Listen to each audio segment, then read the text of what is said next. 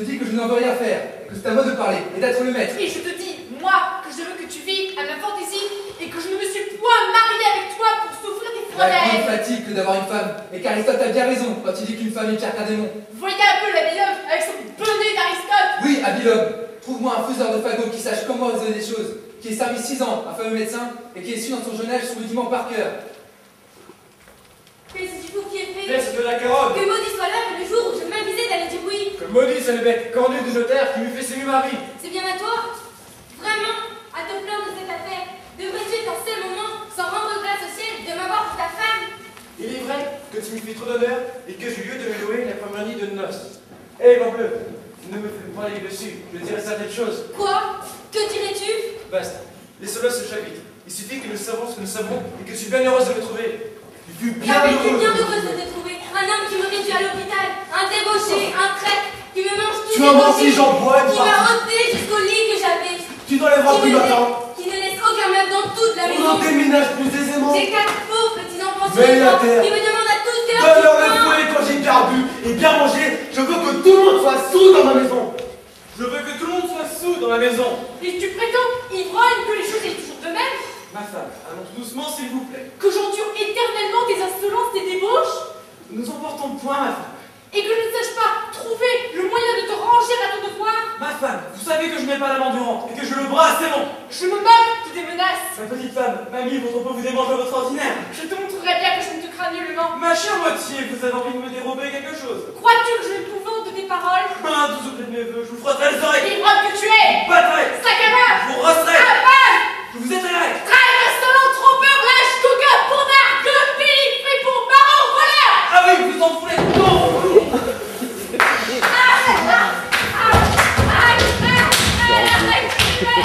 Voilà, voilà! Fille! Qu'est-ce que c'est? Quelle infamie! Passe-toi le coquin de battre ainsi sa femme! Et je veux qu'il me batte, moi! Ah! J'y consens de tout mon cœur. De quoi vous les coups? J'ai tort! Est-ce cela votre affaire? Vous avez raison! Voyez un peu cet impertinent qui veut empêcher les maris de battre leur Je femme! me retraite! Qu'avez-vous par là-dessus? Rien! Est-ce un peu vous fourrez le nez? J'ai tort! Mêlez-vous de vos affaires! Je ne dis plus mot! Il me plaît d'être battu! Vous avez raison! Ce n'est pas à vous dépend! D'accord! Et vous êtes un sot de venir vous fourrer où vous n'avez que faire!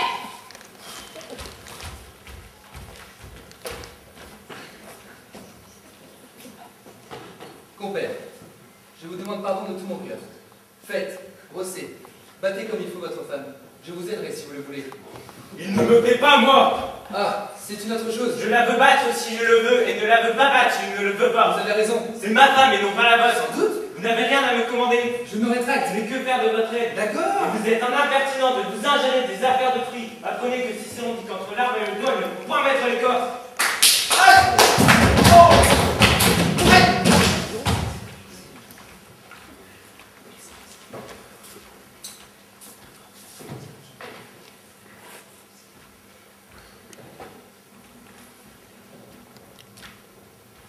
Oh ça, faisons la paix nous deux.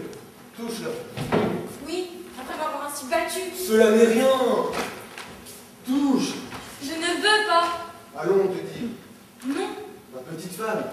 point. Viens, viens. Je n'en ferai rien. Fille, c'est une bagatelle. Allons, allons. Laisse-moi là. Touche, te dis-je. Je ne veux pas. Eh bien, va. Eh bien, je te demande pardon. Mais la dame. Je te pardonne, mais tu me paieras.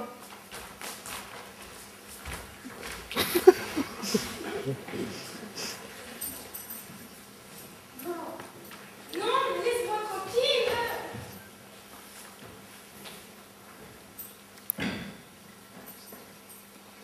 Est-ce que je puisse vous aider? Cela se pourrait faire.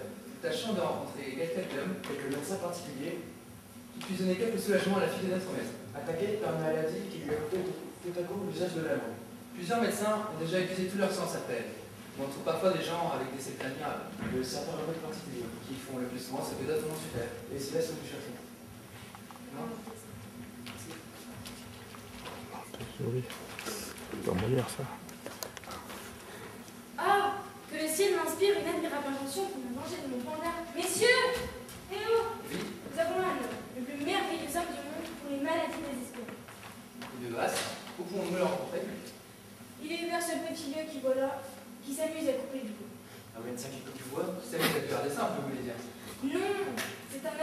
bizarre, fantasque, quelqu'un qui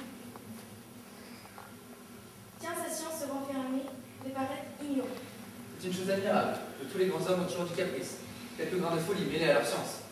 La folie de celui-ci est plus grande qu'on ne peut le croire, car elle va parfois jusqu'à vouloir être battue pour demeurer d'accord de sa capacité. Voilà une étrange folie. Il est vrai, mais après cela, vous verrez qu'il fait des merveilles. Comment s'appelle-t-il? Il s'appelle Scanner. Et souvenez-vous bien au moins de l'avertissement que je vous ai donné. Eh Morgane, laissez-nous faire. S'il ne tient qu'à battre, la vache est à nous. Le voilà qui arrive. Attendez-le ici.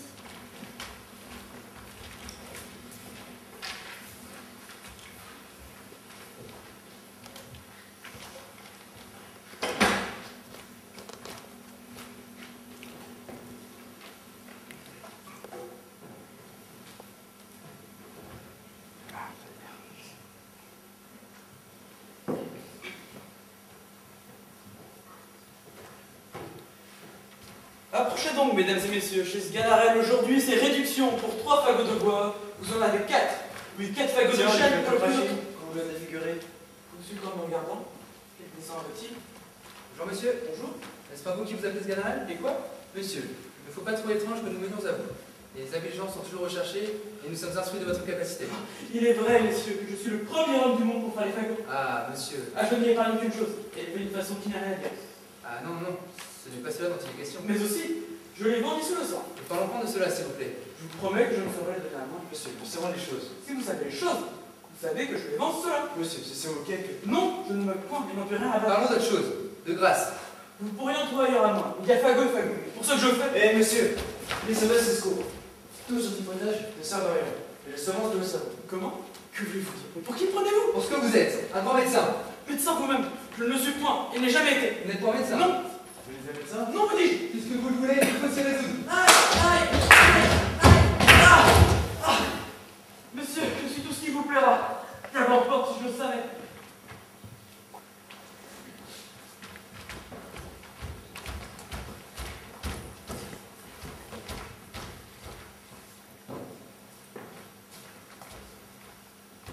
Oui, monsieur. Je crois que vous serez satisfait. Et nous vous avons mieux le grand médecin du monde. Par ma foi, monsieur, celui-ci fera justement ce qu'ont fait les autres. Je pense que ce sera que Sylvie. Et la meilleure médecine que vous pourrez bailler à votre fille, ce serait selon moi un beau et bon mari pour qui ait eu de l'amitié. Ouais, nourrice, mamie, vous vous mêlez de bien des choses. Taisez-vous, donc, ménage à Jacqueline. Dites pas à vouloir goûter votre nez. Je vous dis, et vous tous, que tous ces médecins ne font rien que de le clair, que votre fille a besoin d'autre chose que de ribarbe et de séné, et qu'un mari est une emplâtre qui guérit tous les maux des filles. Est-elle en état maintenant qu'on s'en voulu charger avec l'infirmité qu'elle a, et lorsque j'étais dans le dessein de la marier, ne s'est-elle pas opposée à mes volontés? Je le crois bien. Vous ne vouliez payer un homme qu'elle n'aime point. Que ne preniez-vous ce monsieur Léandre qui lui touchait au cœur? Elle aurait été fort obéissante, et je m'engageais qu'il la prendrait lui comme elle est, si vous la lui vouliez donner. Ce Léandre n'est pas ce qu'il lui faut, il n'a pas du bien, comme l'autre. Il a un oncle qui est si riche que les héritiers. Monsieur, préparez-vous. Voilà le premier médecin qui entre. Monsieur, je suis ravi de vous voir chez nous, et nous avons grand besoin de vous. Comment s'appelle votre fille? Lucin. Lucin? Oh, beau nom à médicamenter. Lucin. Je m'en vais voir un peu ce qu'elle fait. Qui est cette grande femme-là? C'est la nourrice d'un petit enfant que j'ai. Peste, le joli meuble que voilà.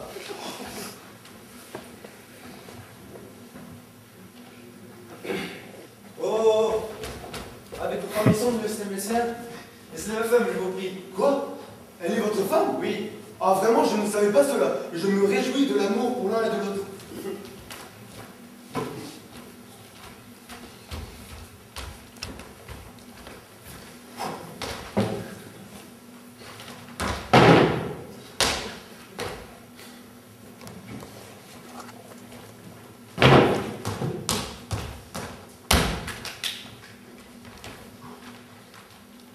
Monsieur, voici tout à l'heure ma fille qu'on va vous amener. Je l'attends, monsieur, avec toute la médecine.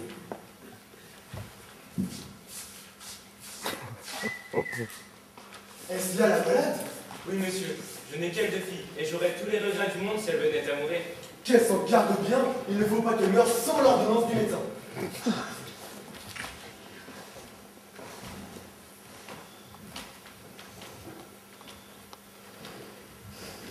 Voilà une malade qui n'est pas tant dégoûtante.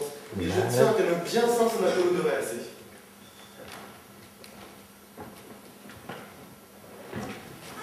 Vous l'avez fait rire, monsieur. Tant mieux, lorsque le médecin fait rire le malade, c'est le meilleur signe du monde.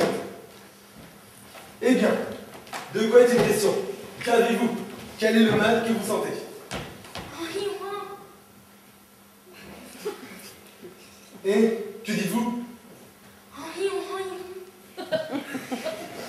Quoi? Henri. Oh oui, je ne vous entends point. Quel diable de langage est cela? Monsieur, c'est là sa maladie. Elle est devenue muette sans que jusqu'ici on ait pu en savoir la cause. Et c'est un accident qui a fait reculer la date de son mariage. Et pourquoi? Celui qu'elle doit épouser veut attendre sa guérison pour conclure les choses. Et qui est ce sot qui ne veut pas que sa femme soit muette? Plus d'adieu que ma femme ait sa maladie, je me garderai bien de la vouloir guérir. Monsieur, nous vous prions d'employer tous vos soins pour la soulager de son mal. Ne vous mettez pas en peine.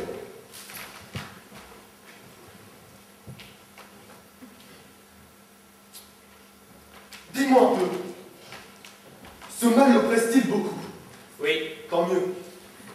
Sont-elles de grandes douleurs? fort grande. C'est fort bien fait. Va-t-elle, vous savez? Je n'entends rien à cela. La matière est-elle louable? Je ne me connais pas à ces choses. Donnez-moi votre bras.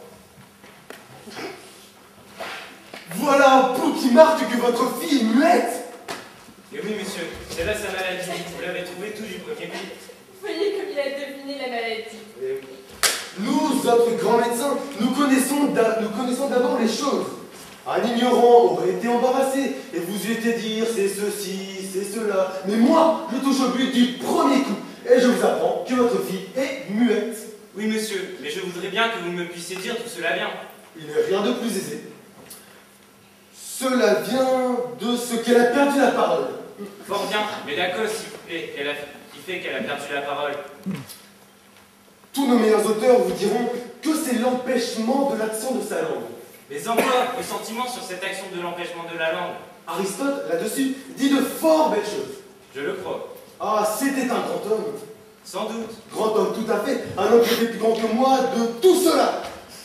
Pour revenir donc à notre raisonnement, je tiens que cet empêchement de l'action de sa langue est causé par de certaines humeurs que nous, autres savants, appelons humeurs péquantes. Humeurs péquantes, c'est-à-dire humeurs piquantes.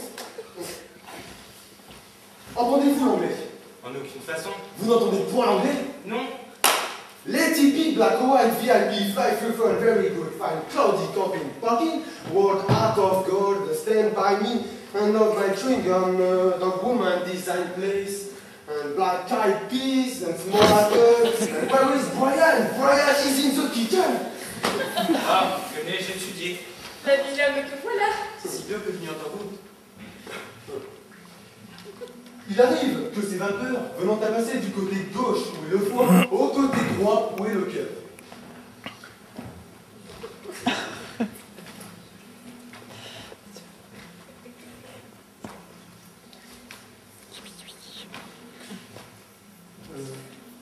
Il se trouve Voilà où ils sont. Il a perdu le Il se cœur. trouve que ces vapeurs dont je vous parle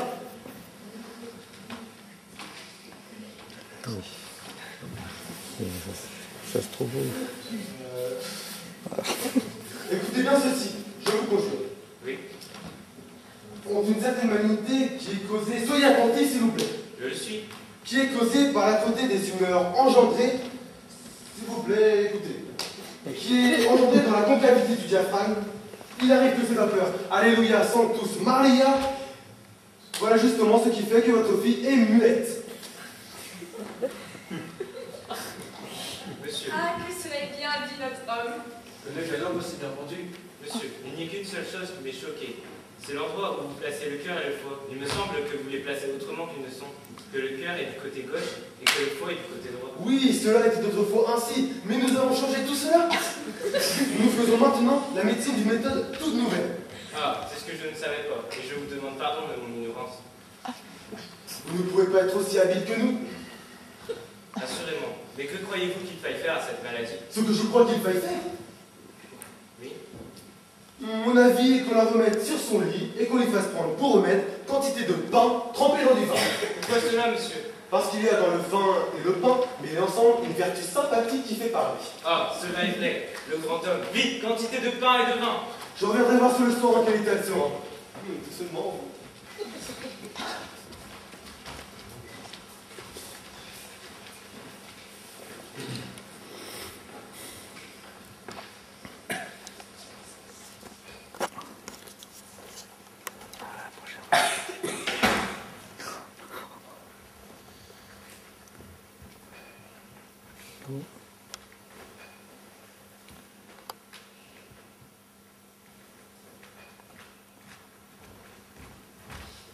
Monsieur. Je vous avouerai que je suis pas ma chemin.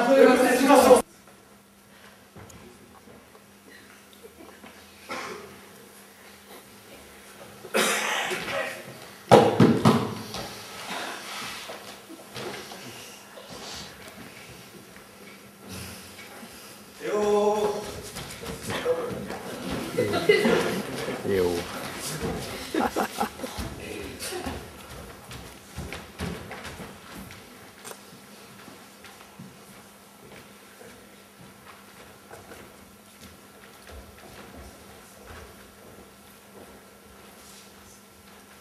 Oh là, Lucas, n'as-tu pas vu ici notre médecin?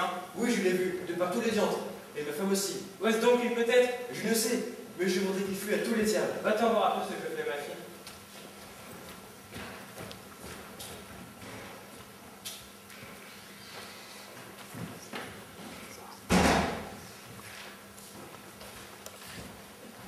Ah, monsieur, je demandais où vous étiez. Comment se porte la maladie? Un peu plus mal, monsieur, votre remède. Tant mieux, c'est signe qu'il opère. Oui, mais en opérant, je crains qu'il ne l'étouffe. Ne vous mettez pas en peine, j'ai des remèdes qui se moquent de tout, et je l'attends à l'agonie. Qui est cet homme-là que vous amenez? C'est... Quoi que... Et lui... Je vous entends. Votre fille en aura besoin. Monsieur, voilà votre fille qui peut un peu marcher. Cela lui fera du bien. Allez-vous-en, monsieur l'apothicaire, tâtez un peu son pouls, afin que je raisonne tantôt avec vous de sa maladie. Monsieur, c'est une grande et subtile question de savoir si les femmes sont plus faciles à guérir que les hommes. Certains pensent que oui, d'autres que non. Moi, je pense que oui et non, s'il vous plaît. Écoutez bien ceci. Les femmes, vous savez, hein, elles sont fragiles. Hein. Il suffit d'un ongle cassé et puis c'est la mort. Les hommes, c'est Je pareil. ne suis pas du tout capable de changer de sentiment. Ah, voilà ma fille qui parle. Ô grande vertu du remède, ô admirable médecin, et que puis-je faire pour vous après un tel service? Voilà une maladie qui m'a bien donné de la peine. Oui, mon père, j'ai recouvré la parole. Mais j'ai recouvré la parole pour vous dire que je n'aurai jamais d'autre époux que Léon. Et que Mais- inutilement que vous voulez me donner au grâce. Je ne suis pas... Rien n'est capable d'ébranler la résolution que j'ai prise. Ce Vous n'est me pas- poserez encore de belles raisons. Tous vos C'est discours ne serviront de rien. Et une puissance paternelle qui me puisse m'obliger à Mais me je- marier malgré moi. Et je me jetterai plutôt dans un couvent C'est que un- d'épouser un homme que je n'aime point. Ah, quelle impétuosité de parole, il n'y a pas moyen d'y résister. Monsieur, je vous prie de la faire redevenir muette. C'est une chose qui m'est impossible. Tout ce que je puis faire pour votre service est de vous rendre source si vous voulez. Non, merci. Continuons. Toutes vos raisons ne gagneront rien sur mon âme. Tu épouseras Horace dès ce soir. J'épouserai plutôt la mort. Oh mon Dieu, arrêtez-vous! Laissez-moi médicamenter cette affaire. C'est une maladie qui la tient. Et je sais le remède qu'il faut apporter. Monsieur, croyez-vous que vous puissiez aussi guérir cette maladie d'esprit? Oui, j'ai des remèdes pour tout. Et notre apothicaire vous servira pour cette cure. Un mot. Vous voyez que l'ardeur qu'elle a pour ce Léandre est contraire aux volontés du Père. Il n'y a point de temps à perdre. Hein. Et allez-vous-en les faire faire un petit tour de jardin. Ne perdez point de temps. Hein. Point de temps à perdre. Les bougies de la seulement. Mon Dieu, que j'ai eu de peine à trouver ce logis. Et dites-moi un peu des nouvelles du médecin que je vous ai donné. Le voilà qui va être vendu. Quoi? Mon mari pendu? Qu'a-t-il fait pour cela? Il a fait enlever la fille de notre maître. Hélas, mon cher mari, est-il bien vrai qu'on doit prendre? Tu vois? Faut-il que tu te laisses mourir en présence d'autant de gens Et que veux-tu que j'y fasse? Encore, si tu avais achevé de couper notre bois, je prendrais quelques consolations. Retire-toi de là, tu me fais en cœur. Non, je veux demeurer pour t'encourager à la mort. Et je ne te quitterai point que je ne t'ai vu pendu. Monsieur le commissaire viendra bientôt, et l'on va vous mettre dans un lieu où l'on me répondra de vous. Et là, cela ne se peut-il point changer avec le coup de bâton? Monsieur, je viens faire paraître Léandre, monsieur, et remettre Lucien dans votre pouvoir. Nous avons eu dessein de prendre la fuite, nous deux, et de nous aller marier ensemble. Et cette entreprise a fait place à un procédé plus honnête. Je ne prétends point vous voler votre fille, et ce n'est que de votre main que je souhaite la recevoir. Je viens d'apprendre que mon oncle est mort, et que j'hérite de tous ses biens. Ah, monsieur, votre vertu est tout à fait considérable. Et je vous donne ma fille avec la plus grande joie du monde. Puisque tu ne seras point pendu, rends-moi grâce d'être médecin, car c'est moi qui t'ai procuré cet honneur. C'est surtout toi qui m'as procuré je ne sais combien de coups de bâton. Que j'endure éternellement tes insolences et débauches. Ma femme, allons tout doucement, s'il vous plaît. Je me moque de tes menaces. Ma petite femme, mamie, votre peau vous démange à votre ordinaire. Je te montrerai bien que je ne te crains nullement. Ma chère moitié, vous avez envie de me dérober quelque chose. Crois-tu que je vais dire de tes paroles? Il ne me plaît pas, moi. Tous ceux qui